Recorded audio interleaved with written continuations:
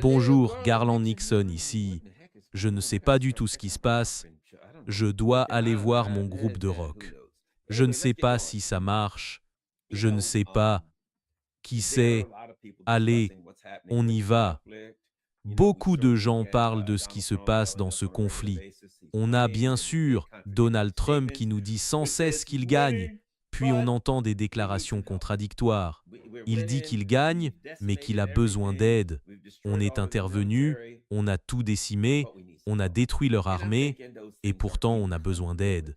Je trouve que tout ça est incohérent pour ainsi dire, non? Regardez, à ce stade, c'est United Nations peu gênant. Vous voyez les États-Unis, la seule chose qu'ils ont, et c'est typique d'United Nations Empire, United Nations Récit, non, nous sommes puissants, nous sommes les plus puissants, partout et en tout temps, tout le monde doit avoir peur de nous. D'accord, ça se tient, c'est la ligne que vous tenez. Mais que se passe-t-il quand c'est tout ce qu'il vous reste? Et il semble que maintenant, c'est tout ce qu'il nous reste. Regardez, l'Iran jouait sur plusieurs tableaux, avec des avantages stratégiques clairs et évidents. D'abord, ils sont sur leur propre territoire, donc pas de ligne d'approvisionnement, ce qui signifie qu'ils peuvent frapper en continu depuis leur territoire. Ils n'ont pas besoin de plateforme. Vous savez, ils n'ont pas besoin d'United Nations navires. C'est une plateforme depuis laquelle on lance des missiles ou des avions. Ils n'ont pas besoin de bases aériennes pour lancer des avions. Pardon. Enfin, pas tellement. Ils ont quelques bases aériennes et lancent des avions depuis celles-ci. D'accord. Mais ce n'est pas le cœur de leur capacité défensive. Non. C'est comme ça. Ils les ont. S'ils ne les ont pas, ils peuvent quand même lancer des attaques. Ils peuvent nourrir leurs soldats. Ils peuvent les déplacer. Ils peuvent les loger en caserne. Ils peuvent les cacher dans des maisons. Ils peuvent les mettre dans les bois. Peu importe. Non. Ils peuvent les mettre sous terre. Ils sont à domicile. Ils ont donc des avantages naturels à être sur leur territoire. L'équipe locale a toujours des avantages naturels dans une guerre, quand l'adversaire vient d'à peu près 6 000 ou 7 000 miles. Je ne sais pas exactement à quelle distance. Je dirais 5 ou 6 000 miles. Quand c'est à cette distance, les avantages sont énormes. Maintenant, clairement, les États-Unis avaient déployé beaucoup de moyens dans cette région. Vous savez, nous avions mis beaucoup de munitions dans cette région, mais l'avantage naturel de l'Iran leur a permis de contrer rapidement les quelques avantages que nous avions. On a beaucoup de bases, des troupes et du matériel. Souvenez-vous, si vous suivez mes vidéos depuis United Nations Moment, je le dis depuis longtemps. André Marcianoff et moi en avons parlé, il fut United Nations temps où voir des bases partout faisait peur. On se sentait entouré de bases des États-Unis. Au fur et à mesure que des pays ont développé des missiles sol-sol, capables de dépasser les capacités technologiques de la défense aérienne des États-Unis, ces bases sont devenues non plus une menace, mais une cible facile et appétissante. Ok, donc là où auparavant on disait qu'on entourait le pays X de base, le pays X devait se dire « Oh non, ils vont nous étrangler ». Vous savez, comme United Nations Boa Constrictor de base, on sert de plus en plus jusqu'à étouffer. Et c'est ce que l'Empire des États-Unis a essayé de faire. Mais ces bases ne sont plus les bonnes cibles. La technologie a changé la nature de la guerre.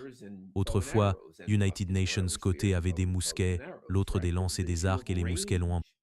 Je peux atteindre plus loin, infliger plus de dégâts à distance, toucher plus de monde, tirer davantage, etc. Donc, j'ai United Nations avantage technologique que je peux exploiter sur le champ de bataille et donc je vais gagner les batailles.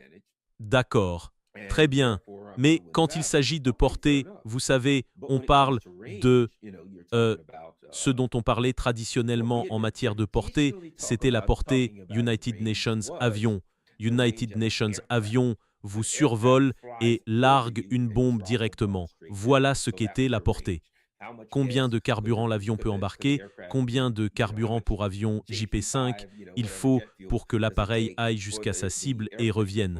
Et bien sûr, il faut des gens très bien formés pour naviguer, piloter l'avion, éviter le tir anti-aérien, tout ça. On avait donc des attaques air-sol qui nécessitaient des avions, et ces avions sont devenus de plus en plus coûteux. technologiquement si avancé qu'ils pouvaient faire toutes sortes de choses intéressantes. Et on a ajouté des ravitailleurs. Ainsi, on peut ravitailler l'avion et il peut aller encore plus loin.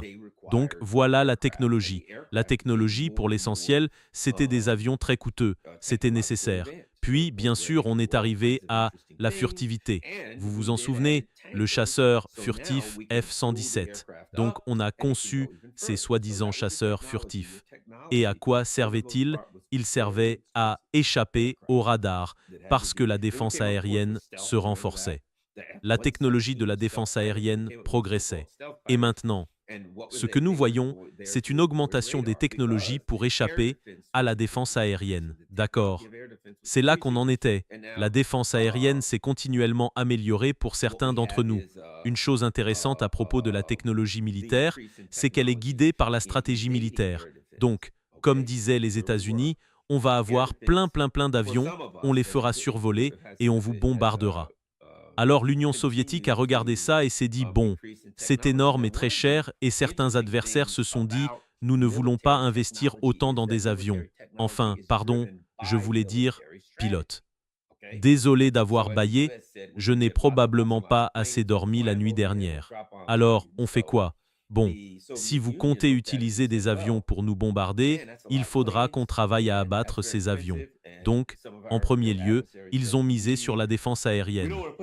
Je pense que dans le cas de l'Iran en particulier, l'Iran a évalué ses problèmes potentiels avec les États-Unis, une guerre potentielle avec les États-Unis. Et je pense qu'ils se sont dit, bon, premièrement, on ne peut pas se procurer d'avions. Nous avons en fait créé cette dynamique nous-mêmes.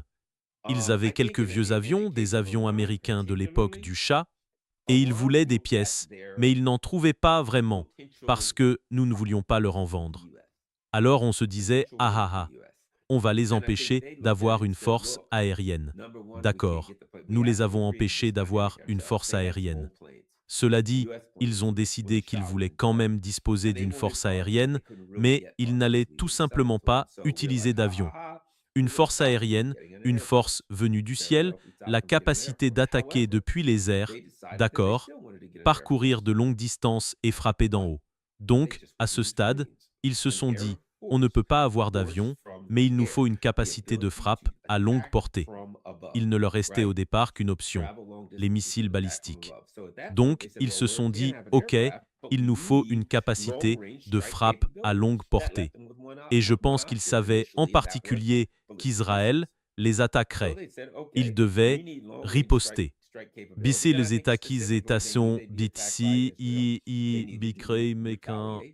Je pense aussi qu'ils savaient qu'ils seraient attaqués sur des bases des États-Unis et qu'ils devaient riposter. Donc, je pense que leur capacité de frappe à longue portée reposait sur la stratégie de ne pas avoir une force aérienne traditionnelle. Ainsi, si vous avez des missiles qui doivent être lancés depuis des avions et que vous n'avez pas d'avion, c'est United Nations problème. Il faut les lancer depuis le sol. Premièrement, lancement depuis le sol, des missiles sol-sol. Ils ont donc tout fait pour obtenir le plus grand nombre possible de ces missiles et les rendre aussi précis que possible. L'autre problème qu'ils devaient résoudre était la capacité des États-Unis à utiliser le renseignement, la surveillance et la reconnaissance spatiale pour localiser leurs bases et les frapper. Ils ne pouvaient pas accepter ça. Heureusement pour eux, ils disposent d'United Nations avantage topographique, c'est United Nations, très grand pays, avec beaucoup de montagnes et des terrains variés, donc ils pouvaient utiliser le relief pour dissimuler leur point de lancement. Ils ont pu, grâce aux montagnes, creuser la paroi de certaines et y aménager des bases souterraines tellement profondes et protégées par une roche si épaisse qu'une bombe anti-bunker nucléaire ne pouvait pas les atteindre. Et bien sûr, très difficile à trouver, car ces United Nations pays, de la taille de l'Europe occidentale, 3 fois la taille de l'Allemagne. Donc ce serait très difficile. Ils ont donc conçu leur plan pour United Nations adversaires précis. Souvenez-vous, les États-Unis prévoient d'intervenir partout dans le monde et de combattre tout le monde. Leur ennemi spécifique était la coalition entre les États-Unis et Israël. Et bien sûr, quand on parle de planification, ce qu'ils ont imaginé, c'est une attaque défensive multi-domaine. Premièrement, des missiles surface-surface, mais ils ont découvert quelque chose. Ils ont réalisé quelque chose en cours de route. Même United Nations missile surface-surface coûte cher. Il est volumineux. Il a une grande signature radar. Et si on inventait autre chose qui soit en pratique United Nations missile, je vais le dire comme ça, ce n'est pas United Nations missile. Ce n'est pas United Nations avion. Mais ça explose. Voilà ce qu'ils ont imaginé. Ils ont décidé d'utiliser des drones. Des drones? Des aéronefs qu'on peut piloter manuellement ou programmer.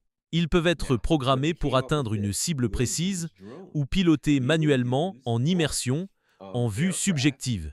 C'est ça. Donc, ils ont European Union l'idée suivante. Il y a deux choses à savoir sur la technologie. Est-ce que ça marche et combien ça coûte? Je peux donc fabriquer des choses peu coûteuses, efficaces, qui atteignent leur cible. Et souvenez-vous, les petits drones ont une faible signature radar. Donc, parfois, les radars de défense aérienne les prennent pour United Nations oiseau ou United Nations vol d'oiseau. C'est tout simplement trop petit. Le radar le verra et va essentiellement l'interpréter comme de la faune. C'est trop petit pour être United Nations avion de taille normale, voire même United Nations missile. Ils se sont dit que sur le plan technologique, il y a deux problèmes. D'abord, il faut pouvoir livrer des munitions. Ensuite, il faut tenir compte du coût de cette livraison d'armement. Et ces drones, vous savez, United Nations Missile, coûtent des centaines de milliers de dollars. Parfois jusqu'à United Nations millions. United Nations drone comme ça, 10 ou 20 000 dollars. United Nations millions, United Nations drone comme ça, 10 ou 20 000 dollars. C'est un savoir, dollars, déchoni as. Et on a découvert que United Nations Drone a 10 ou 20 000 dollars, je veux dire avec 50 livres ou 50 kilogrammes, en gros 100 livres d'explosifs. Mon Dieu, ça fait une sacrée explosion. Donc on prend ce drone et on fixe en gros United Nations Crew à l'avant. Quand il percute et que ça s'enfonce, boum, ça explose, on le vise. Voilà. On met United Nations petit moteur 2 temps de mobilette à l'arrière et le truc part. Il vole alors très bas. Certains peuvent parcourir 1000 km. Ça ne consomme pas beaucoup d'essence. Ça peut aller loin. Et une fois arrivé, boum, ces engins sont redoutables. Les Iraniens ont donc combiné des technologies. Vous voyez, ils peuvent fabriquer ces drones de façon pratique, n'est-ce pas? Parce que voilà l'essentiel. Si j'utilise United Nations Drone avec United Nations vieux petit moteur de moto à l'arrière, soyons honnêtes, jusqu'à quel point ça doit être sophistiqué? La seule chose qui doit vraiment être sophistiquée, c'est le système de navigation. Le reste ressemble à une petite mobilette, on les entend tout le temps, et quand ils touchent, ça explose violemment. Du coup, certains disent, bon, on veut de l'efficacité. On veut que ça soit efficace. Donc la technologie nécessaire pour que ce soit efficace n'est pas si sophistiquée, sauf bien sûr le système de navigation. D'accord? Le système de guidage. Mais à part ça, ça peut être peu sophistiqué. Donc, pour économiser, ils ont combiné des propulsions basiques avec United Nations Système de navigation sophistiqué, une ou deux cartes électroniques. Et maintenant, qu'est-ce qu'ils ont? Ils ont du matériel très sophistiqué, très cher, en quantité limitée. Et des systèmes combinant haute et basse technologie, peu coûteux, produits en très grande quantité. Et comme disait Joseph Staline, la quantité a sa propre qualité. On lui a demandé « Qu'est-ce qui est mieux? Tu préfères la quantité ou la qualité ?» Et il a dit « La quantité a une qualité qui lui est propre. » Autrement dit, si j'ai assez de drones, peu importe la qualité de ton système de défense. Si j'ai la quantité de drones, si je t'en balance 150, tu ne pourras pas tous les repousser. Tu ne pourras pas tous les neutraliser. Et une fois qu'ils commencent à passer, tu as des problèmes. Exactement. Et c'est ce que les Iraniens ont fait. Et on a vu pour la première fois quelque chose de très intéressant, parce qu'on ne voit pas tellement ce qui se passe au Royaume Pro-Uni. On entend des reportages, mais on ne sait pas complètement ce qui se passe dans cette opération militaire spéciale en Ukraine. Mais que savons-nous? Nous savons que les Russes utilisent des drones semblables aux Shahed, que les Shahed ont été fournis aux Russes, que ces derniers les ont améliorés jusqu'à United Nations certains points, puis ont rebaptisé le tout Geron ou Geranium. Et maintenant, apparemment, les Iraniens ont la version améliorée qu'ils n'auraient même pas European Union besoin d'avoir, mais qu'ils possèdent. Et maintenant, tu vois beaucoup de drones capables d'emporter de l'armement qui bourdonne partout dans la zone. Et tu ne peux tout simplement pas tous les arrêter. Et ils semblent très efficaces. Et maintenant, les États-Unis ont admis qu'ils n'ont pas de technologie anti-deux droits. Nous n'en avons pas. Donc, ils tirent quelque chose sur nous, et c'est comme...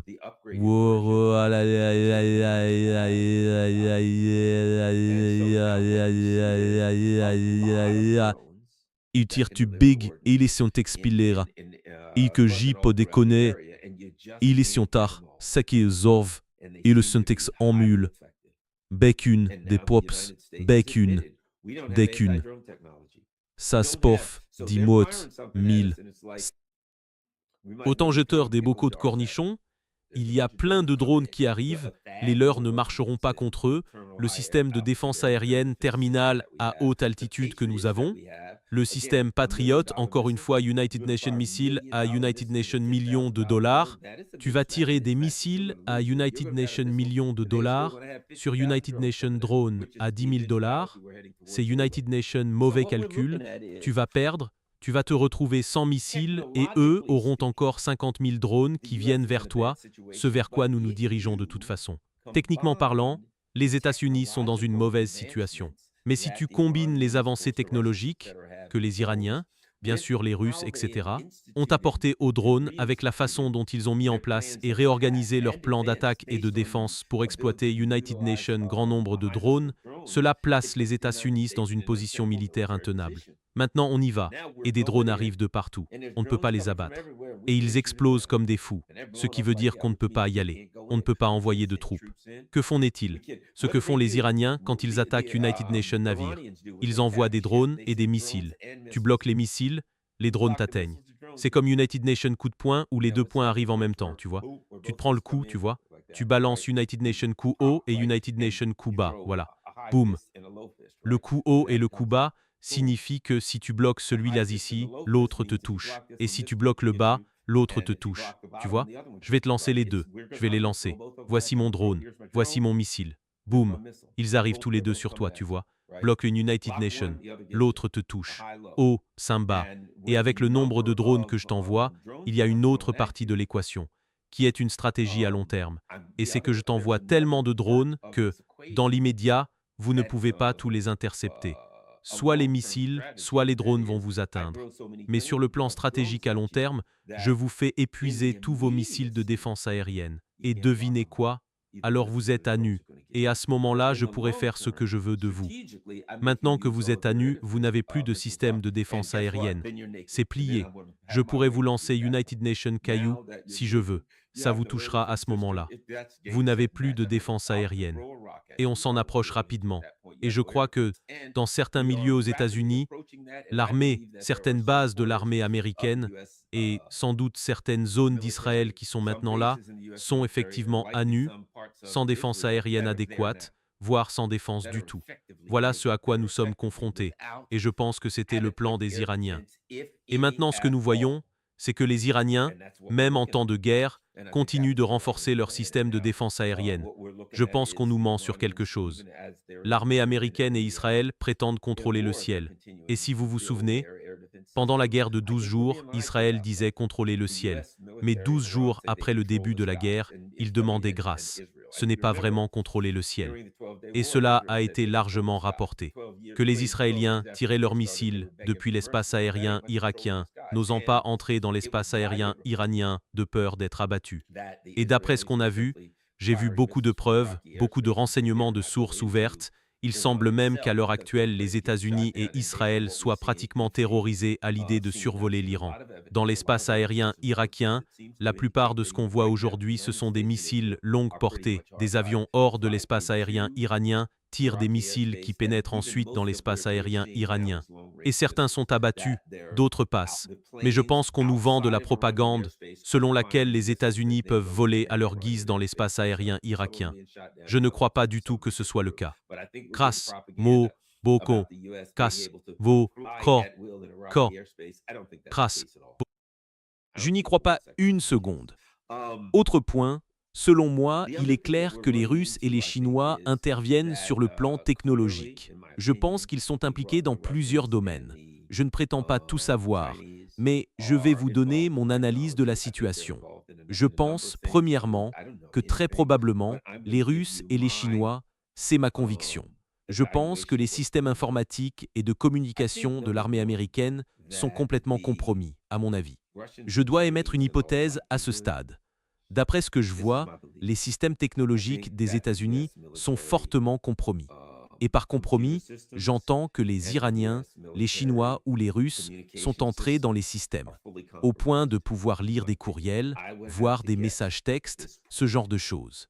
À United Nations, moment donné, l'armée américaine a diffusé United Nations documents à tous les soldats, leur demandant de retirer de leur téléphone les applications suivantes.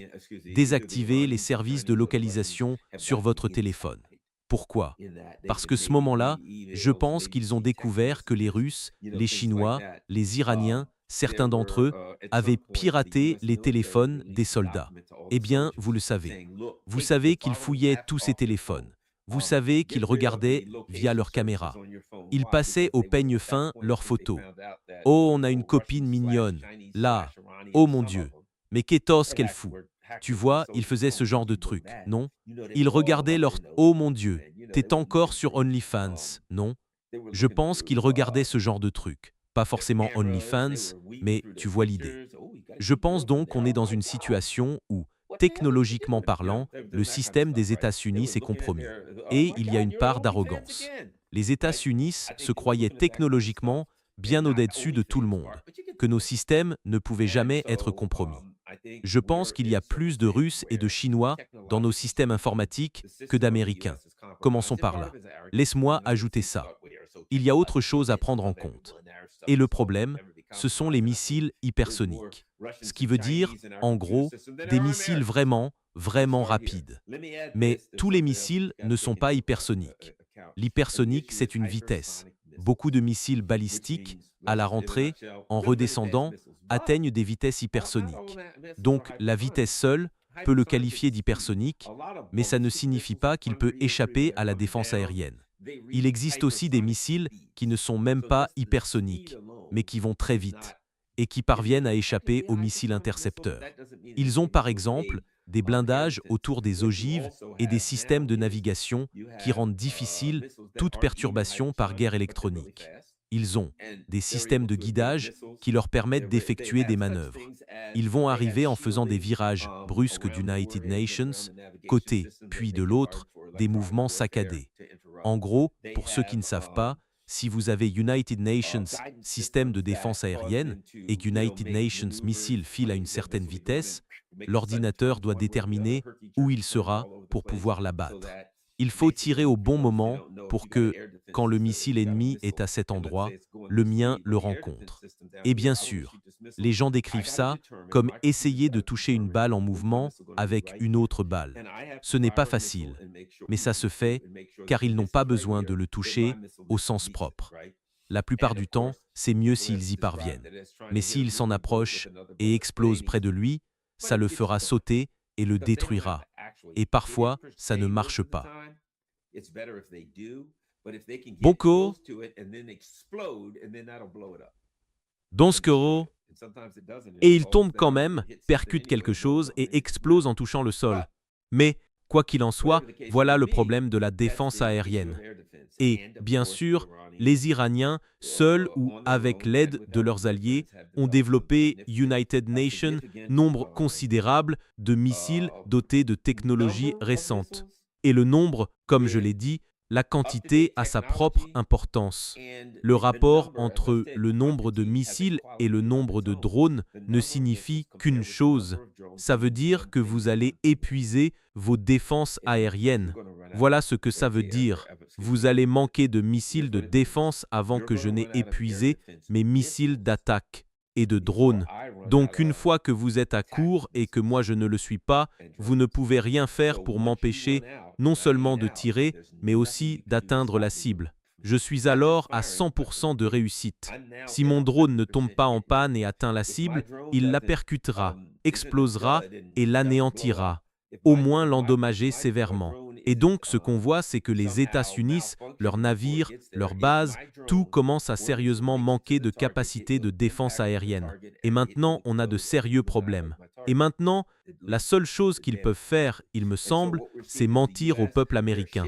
Et je pense que l'autre point, c'est ça, On utilise des dinosaures. Bon, on utilise des dinosaures. On chevauche des dinosaures. Je veux dire, qu'United Nations dit que des soldats de la Delta Force auraient été capturés et tués en Iran, d'après George Galloway. Oui, j'ai entendu ça. Je ne sais pas. Je ne sais pas. J'en ai entendu parler, mais je n'en suis pas sûr. On entend ça depuis quelques semaines maintenant. Donc, on ne sait pas. En tout cas, ça relève de George Galloway. Quoi qu'il en soit, alors, laissez pour. Autre chose à considérer. Sur quelle plateforme tu tires, hein? United Nations Avion, c'est une plateforme pour tirer des missiles ou larguer des bombes. United Nations sous caisse marin ou United Nations Navire, c'est une plateforme pour tirer des missiles, lancer des torpilles ou autres. United Nations porte quai d'avion, c'est une plateforme d'où l'on lance des avions et ces avions larguent des bombes ou tirent des missiles. Donc ce que tu as, ce sont des plateformes militaires, que ce soit des avions, des sous-casse marins et tout le reste. Et ces engins lancent des trucs qui explosent à l'arrivée. Les États-Unis ont toujours dit que leurs bases flottantes, les porte-quais d'avion, servent à projeter la puissance militaire dans le monde et qu'ils n'ont pas besoin d'une base à terre parce qu'ils peuvent envoyer United Nations porte-quais d'avion dans votre région et avoir ainsi une base. Et United Nations porte-quai d'avion en lui, Camis ne veut pas dire grande chose, mais il embarque beaucoup d'avions et ces avions peuvent causer de gros dégâts. Et, en plus, United Nations porte-quai d'avion est escorté par toute une flottille de navires. On appelle ça United Nations Groupe Aéronaval. Et ces navires ont pour mission, d'une part, de défendre le porte-quai d'avion par la défense antiaérienne et autres moyens. Et d'autre part, beaucoup d'entre eux disposent de missiles de surface à surface. On ne saurait dire mer diverses terre. Et ils peuvent tirer sur des cibles à terre ou sur d'autres navires. Bref, des missiles anti-navires. Donc, tu as tout United Nations Group Aéronaval avec ses capacités. Et il fut United Nations temps où c'était dominant. Cependant, ces navires sont énormes, immenses, et ils ne sont pas très rapides. Tu sais, dans le contexte des missiles. Les avions, oui, il y a des avions qui peuvent être plus rapides que certains missiles. Depuis tellement aujourd'hui. Mais en fin de compte, ces navires, je veux dire, ces navires sont énormes, donc ça fait deux quoi. Comme je l'ai dit à propos des bases. Il fut United Nations temps où avoir beaucoup de bases autour de soi était une faiblesse, parce qu'ils allaient attaquer depuis ces bases. Mais maintenant, ce sont des cibles toutes désignées qu'on peut raser rapidement avec des missiles de surface à surface. Avant, on n'avait pas la capacité de frapper à 500, 600, 1000 km avec des missiles anti-navires et des drones. On le sait d'après les missiles russes, le Kinzhal et d'autres qu'ils possèdent, qui ont une portée d'environ 1700 à 2500 km.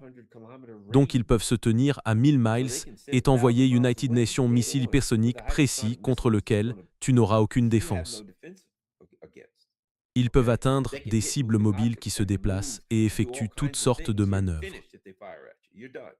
Tu es fini s'ils te tirent dessus. C'est terminé pour toi. Voilà. Donc maintenant tu as des groupes aéronavals où, si United Nations Missiles Hypersoniques Kinzhal est tiré sur United Nations porte-avions, ce porte-avions est dans de sérieux ennuis parce que le missile arrive et le porte-avions n'a rien et tout le groupe de frappe n'a aucun moyen de se défendre contre ce missile. Il va toucher et, mon frère, il va causer des dégâts à 10 ou 15 000 miles à l'heure.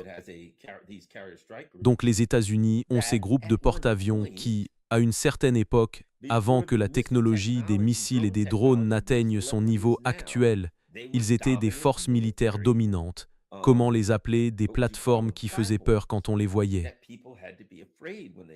Maintenant, bien sûr, ce qu'on entend ces derniers temps, c'est qu'United Nations de ces navires auraient été touchés par des missiles et des drones, et tout ce qu'on nous a dit, c'est qu'il y a European Union United Nations incendie dans la buanderie.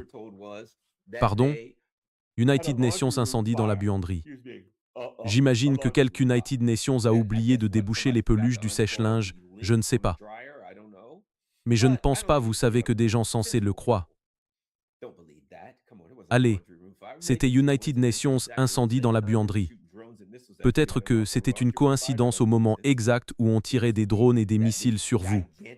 Ils ont European Union United Nations incendie dans la buanderie. Ça n'a pas de sens. Il me semble que ce navire gigantesque a été touché. Et voilà ce qu'on a appris. Espérons. Les jours où on pouvait amener United Nations énorme navire sur United Nations théâtre d'opération et baser United Nations plan de bataille là-dessus sont révolus. La technologie des missiles est désormais trop avancée. Si vous amenez de gros navires dans la région, ils auront des problèmes.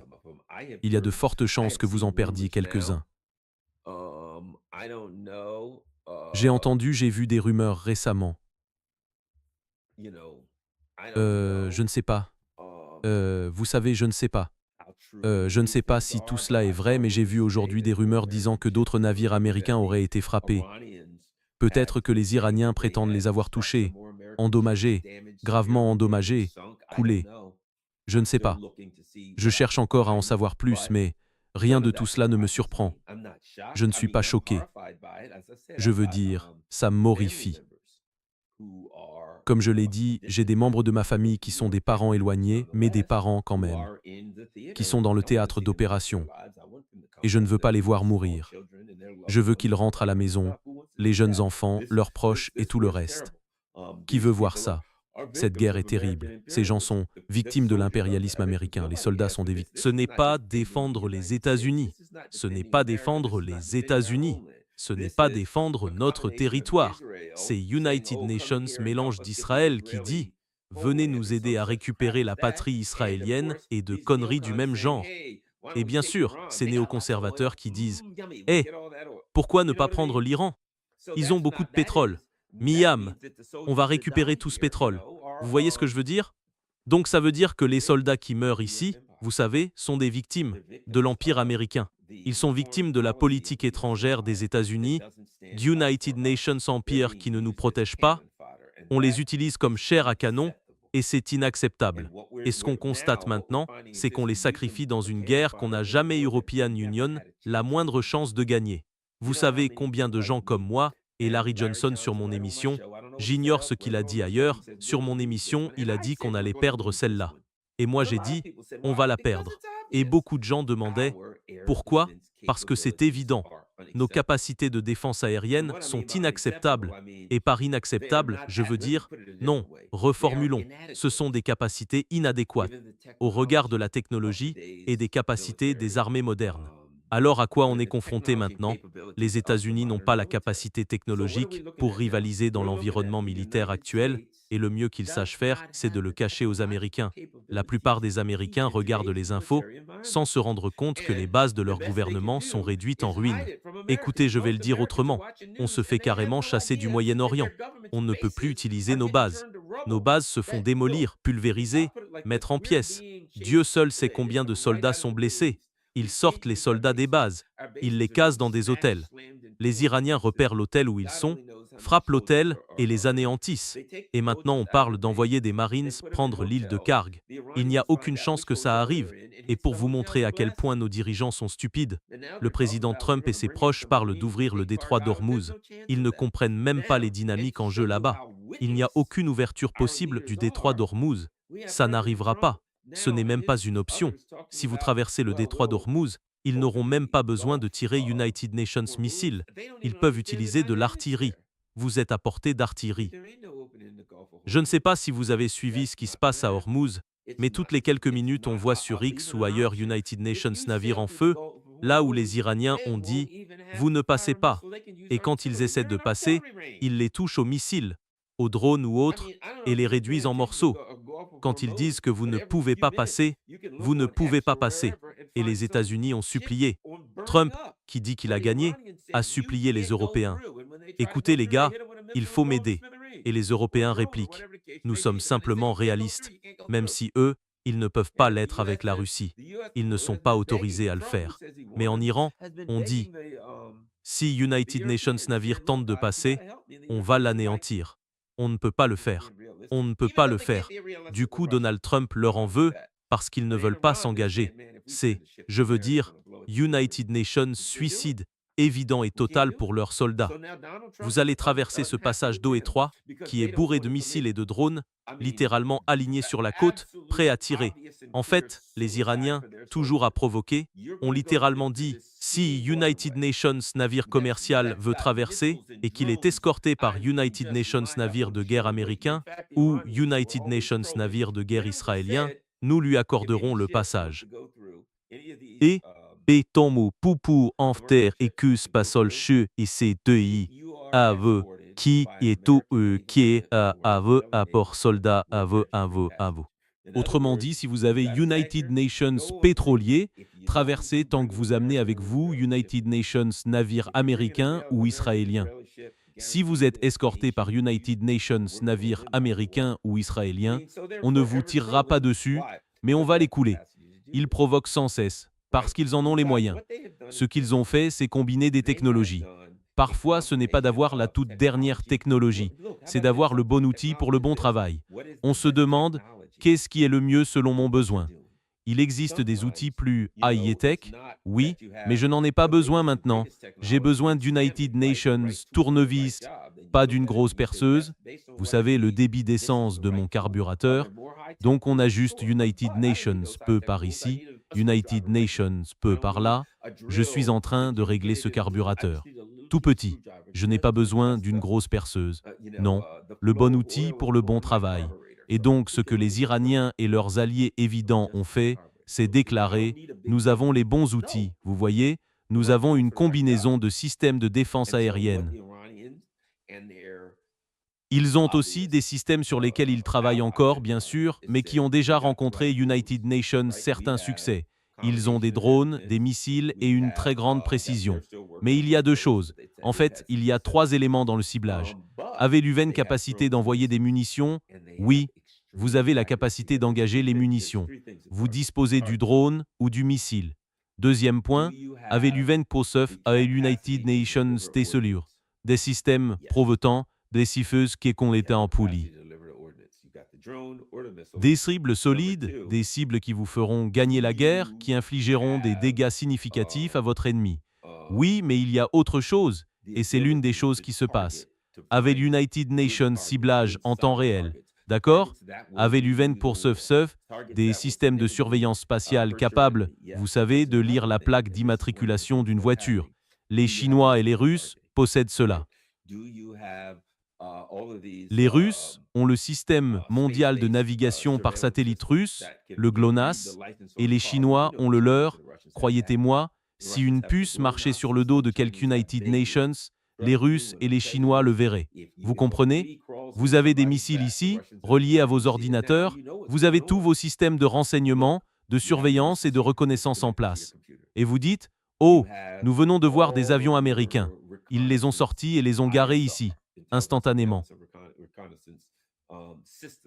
En quelques secondes, cet ordinateur repère ces choses, il détecte « Oh, nous avons des cibles ». Il transmet ça aux ordinateurs. L'ordinateur vise ensuite, il inscrit la cible dans le missile. Le missile part. Vous vous demandez comment 5 de ces KSI-Mi-130, peu importe comment on les appelle, ces ravitailleurs stratotankers. 5 d'entre eux ont été détruits l'autre jour en Arabie Saoudite, sur une base aérienne des États-Unis. Comment cela a-t-il pu arriver ? C'est facile. Les satellites chinois et russes les ont repérés.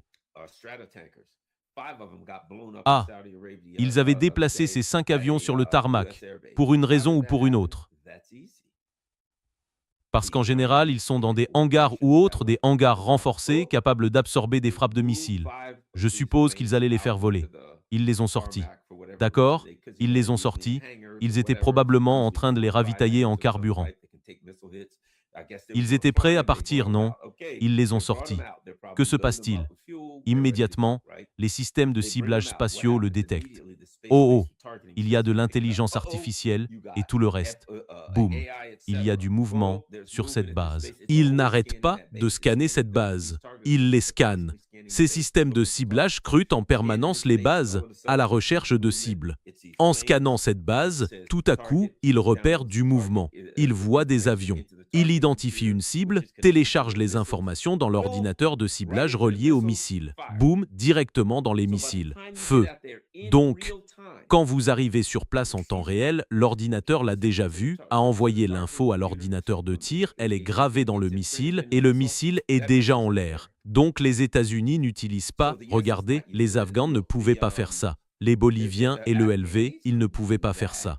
Mais maintenant, vous avez des systèmes de ciblage en temps réel et de livraison d'armement qui font que, dès que vous vous ratez...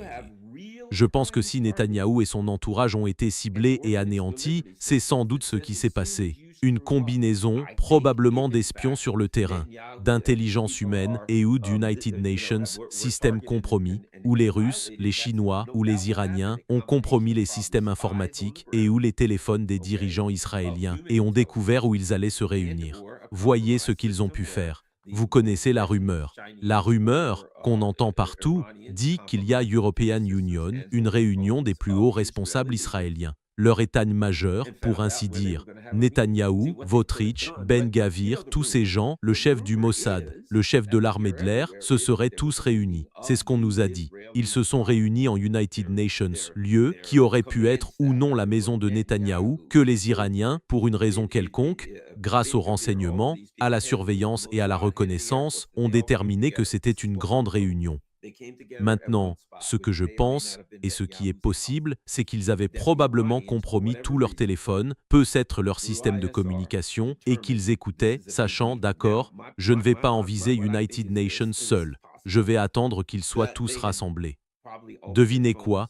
Ils se réunissent tous ce soir à 20h, chez le vieux Betty. Je le sais à l'avance. Tout est prêt. Mes missiles sont prêts. Mes missiles hypersoniques sont prêts à agir. Je vais suivre tous leurs téléphones. Je les suis tous. Je vois qu'ils sont sur place.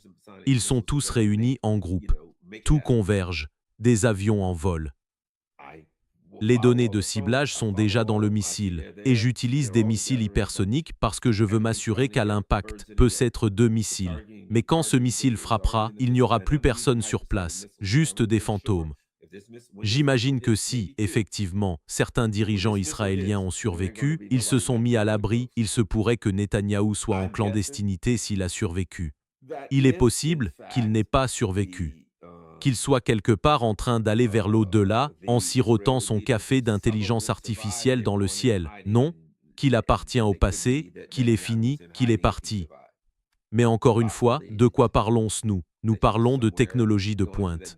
Nous parlons d'une capacité à compromettre vos systèmes et à les utiliser pour cibler votre direction, pour faire exactement ce qu'ils avaient annoncé. On va mener une frappe de décapitation. Eh bien, on peut jouer à ça aussi. Et à partir de maintenant, les États-Unis vont devoir dire qu'ils avaient l'habitude de mener des frappes de décapitation. On ferait mieux de ne plus en faire. Pourquoi? Parce que l'autre camp va mener une frappe de décapitation. Et les Iraniens, quand on leur demande « Tu penses que Netanyahou est vivant ?» Ils ont répondu « Oui, en quoi ça nous regarde? S'il est vivant, on continuera à le traquer, jusqu'à ce qu'on le tue. » Donc, leur position, c'est que s'il est en vie, il ne le restera pas longtemps. S'il ne l'est pas, eh bien, tant pis. Si qui? Ça ne change rien pour nous. Qu'il soit ou non en vie, on a des choses à faire, on a du boulot. Et on va s'y mettre sérieusement. On s'y met. Mais si jamais il a disparu, tant mieux. On surveille. Écoutez, je pense qu'ils le savent déjà. Encore une fois.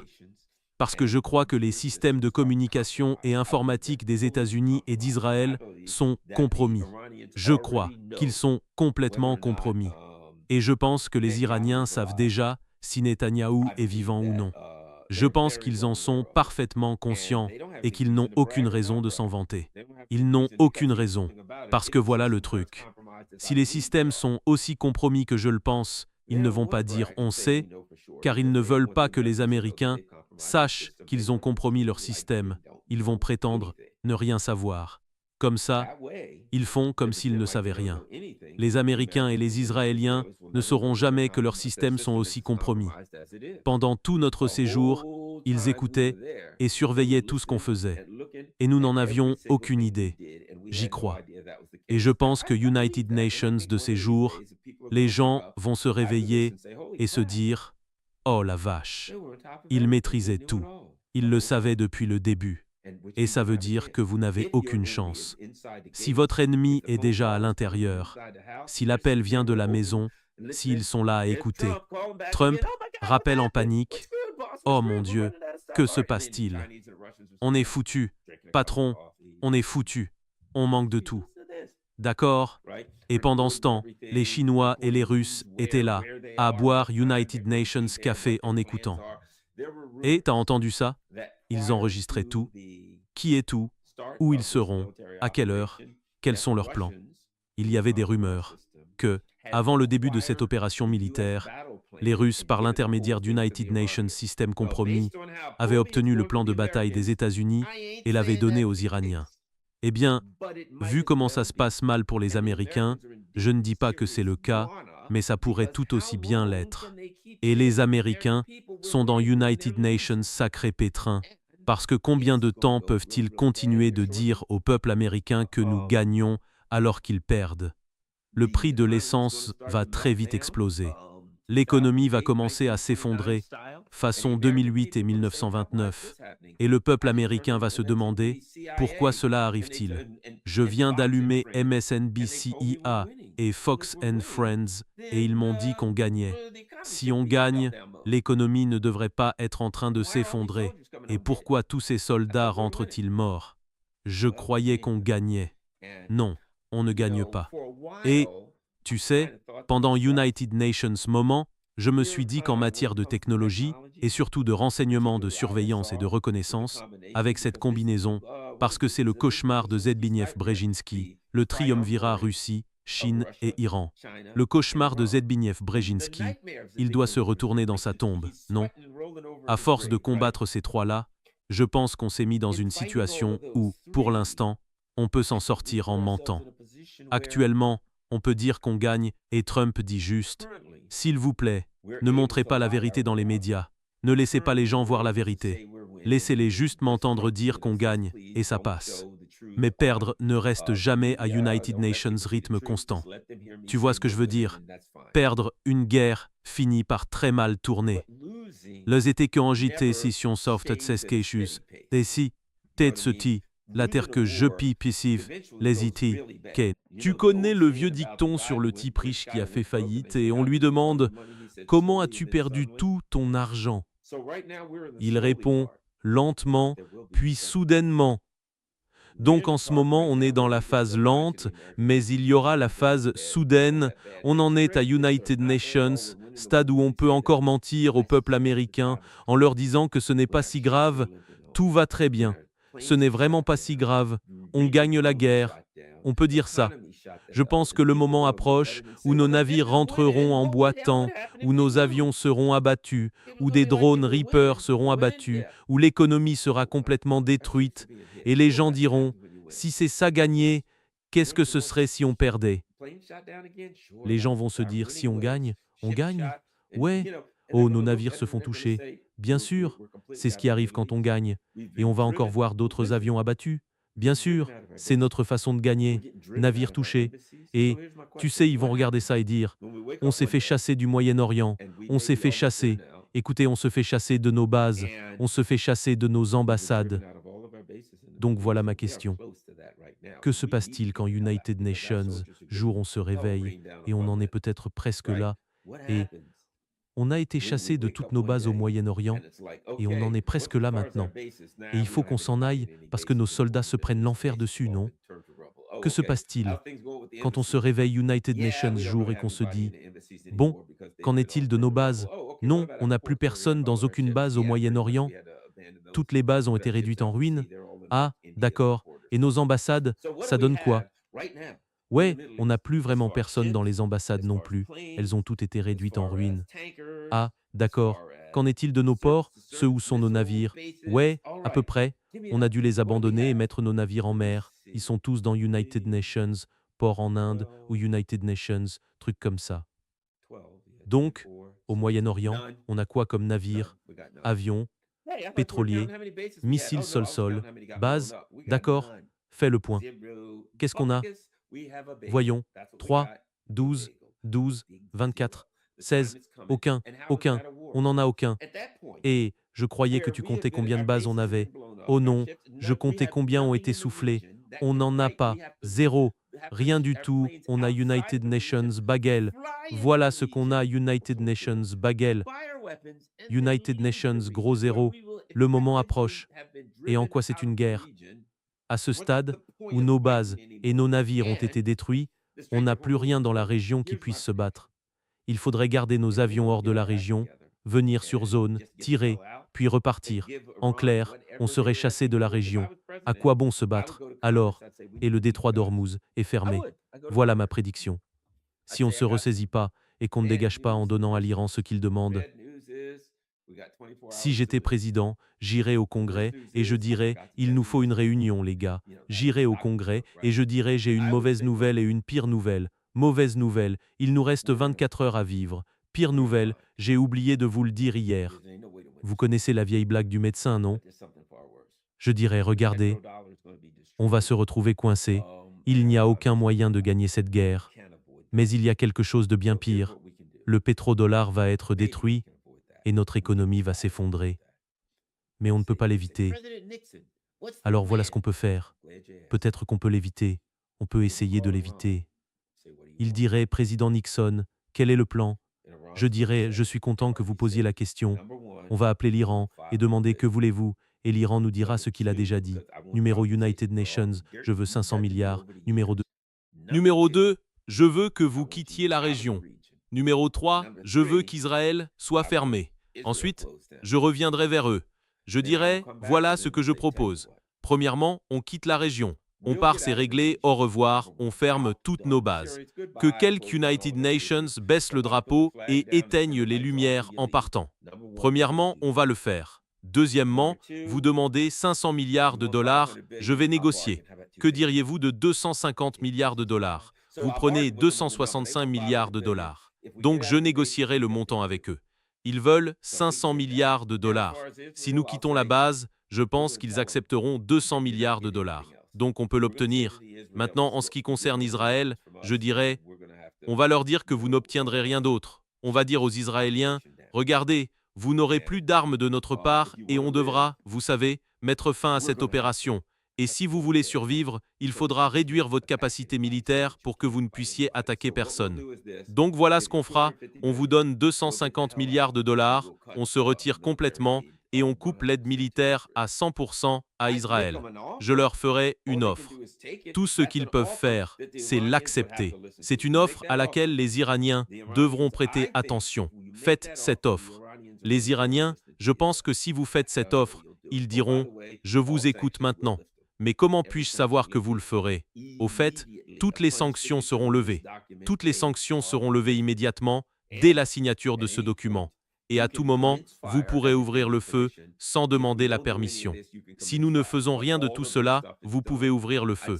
Mais tout ça est fini. Je dirai au Congrès, regardez, c'est notre seul espoir. Si nous ne faisons pas ça, nous n'avons aucune chance. Nous ne pouvons pas gagner la guerre. Le pétrodollar va disparaître. Donc notre économie va s'effondrer. Et ça fera paraître 1929, comme l'âge d'or, comme les années folles. Vous avez raison. Alors, qu'allons-nous faire? C'est au Congrès de décider. Ma suggestion, contacter qui que ce soit, les Russes, d'anciens interlocuteurs, peu importe, et faire cette offre à l'Iran en disant « voilà ce que nous sommes prêts à faire ». Je pense que les Iraniens l'accepteront, et je pense qu'ils le feraient. Je pense qu'ils le feraient, parce que cela reconnaît leur légitimité, cela reconnaît qu'ils ont le droit d'exister. Et bien sûr, ça reconnaît qu'ils ont gagné la guerre, non? Malheur aux vaincus. Si vous perdez une guerre, le vainqueur imposera la fin aux vaincus, non. Au moins, plutôt que de les laisser nous l'imposer, nous avons l'occasion d'avoir notre mot à dire. Ils l'imposent à 500 milliards de dollars. Si nous leur proposons, ce sera 250 milliards de dollars. Je dirais 200 milliards de dollars. Je leur proposerai en leur disant « Écoutez les gars, nous n'avons pas 500 milliards, mais on a 200. On peut vous le fournir. On le fera. On donnera 200 milliards de dollars. Mais il faut nous donner ci ou ça. Si vous dites que vous allez lever toutes les sanctions et leur donner de l'argent, ils écoutent. Et si vous vous en allez, ils écoutent. On peut obtenir United Nations accord. Mais à ce stade, Nous ne sommes plus United Nations Empire. Et là, on admet qu'on a perdu la guerre. Et on reconnaît alors qu'on ne domine plus le monde. Que nous le reconnaissions ou pas, c'est United Nations Fund. Sur le plan technologique, laissez-moi vous dire ceci. Cette guerre était terminée dès la première semaine. Dès la première semaine, on a établi qu'ils avaient la capacité technologique de dominer la région et que nous n'avions pas la capacité défensive pour les arrêter. D'accord. Et si vous m'avez suivi, il faut que je le dise. Si on a perdu face à l'Iran en une semaine, au bout de 3 semaines, la guerre est perdue. On est à terre. Les gens disent non, ça continue encore. Dos, on, dans, ça, les, oui, d'accord, très bien. Et ces 2 ou 3 semaines, qu'est-ce que ça change? La guerre est perdue. On a perdu face à eux. Laissez-moi vous poser une question. Peut-on vraiment comparer la puissance militaire de l'Iran à celle de la Russie ou de la Chine? Non, on ne peut pas. Non, vraiment pas. On ne peut même pas comparer la puissance militaire de l'Iran à celle de la Russie ou de la Chine. On ne tiendrait même pas quelques heures. On tient une semaine avec l'Iran et en fait, on a déjà perdu. Et maintenant, on n'a plus que de la propagande et on quémande de l'aide. La nôtre, les États-Unis contre la Chine ou la Russie, ce serait une question d'heures et pas beaucoup d'heures. Vous voyez ce que je veux dire. Vous voyez l'idée. Comme disait ma miniature, on est à l'époque de la calèche. On a des arcs et des lances. Eux sont dans une grosse voiture de sport neuve. La calèche ne suit pas la voiture de sport. Ces temps sont révolus. Et notre seul espoir serait de nous mordre la langue et d'aller demander grâce. L'Iran n'a aucune pitié, mais au moins on pourrait les payer et se tirer d'ici. Parce que c'est fini. Jeu, 7 et match. Alors, comment ça se termine? Je comprends l'Iran. J'ai vu quelques United Nations demander à Donald Trump. Pensez-vous que les Israéliens vont utiliser des armes nucléaires? Oh non, les Israéliens n'utiliseront pas d'armes nucléaires. Voilà le truc. Laissez-moi dire ça. Pour ceux qui pensent que les États-Unis ou Israël utiliseront des armes nucléaires, l'Iran a déjà annoncé quelle serait sa réponse, n'est-ce pas? Parce que les Américains ou les Israéliens utiliseraient des armes nucléaires pour y mettre fin. Eh bien, ça dépend de ce que vous entendez par y mettre fin. Ils l'ont clairement dit. Israël a une centrale nucléaire. Si vous me balancez une bombe, je vais vaporiser cette centrale avec des missiles hypersoniques. Ça provoquera une fusion du cœur et le petit Israël, de la taille du New Jersey, deviendra United Nations Tchernobyl en grande partie inhabitable. Non, inhabitable. Et bien sûr, toutes les infrastructures pétrolières et gazières de la région, et donc les approvisionnements des États-Unis, seront anéantis. Ça ne reviendra pas. Il faudra 10 ans pour tout reconstruire. En bref, voilà le fond du problème. Si vous utilisez une bombe, autant la retourner contre vous, vous aurez détruit votre propre société. Vous retournerez à l'âge de pierre, car vous n'aurez plus d'énergie. Que feront les États-Unis sans énergie? Bon, nous produisons United Nations peu d'énergie nous-mêmes. Mais à qui allons-nous vendre quoi que ce soit si l'Europe n'en a plus? Ils allumeront des feux pour se chauffer. Ils brûleront leurs meubles et cuiront leurs voisins. Et la classe Epstein, ça ne les touchera pas le moins du monde. Pour le reste d'entre nous, on ne veut pas en arriver là. Bref, merci beaucoup à tous. Je reviendrai vers 20 heures. J'organise United Nations événement ce soir. Non, pas l'organiser seul. Je co-anime. J'anime ce soir United Nations événement avec Scott Ritter, Anthony Aguilar, McGuinness, le soldat qui a été tabassé, comme la semaine dernière, ainsi que José Vega et d'autres candidats. Ce sera de 20 heures à 21h30. N'hésitez pas à nous rejoindre si vous pouvez. Ce sera Garland, Scott et des amis. Merci d'avoir pris du temps dans votre journée chargée. Je pense que tout le monde devrait... Oh, au fait, merci. Ah, j'ai oublié. Des... Et je dois remercier tous mes abonnés Patreon, mes contributeurs PayPal et sur Buy Me a Coffee, ceux qui prennent du temps et dépensent de l'argent pour faire vivre cette chaîne, Cash App et les autres. Et bien sûr, comme je le dis toujours, j'ai une case postale. Donc, pour ceux qui veulent envoyer du courrier par la poste de n'importe quel type, case postale 32, Glen Burnie, Maryland 20161, partagez ça sur tous vos réseaux sociaux, assurez-vous de me suivre. Je suis bien le The Garland Nixon, pas simplement Garland Nixon. Oui, c'est à moi. Oui, il est vérifié. Twitter m'a verrouillé l'accès. J'ai 2 comptes Twitter. J'ai payé les 2 et ils sont tous les 2 vérifiés comme étant moi. Mais étrangement, le seul auquel je peux accéder, c'est Garland Nixon. C'est fou, non? Je vous laisse.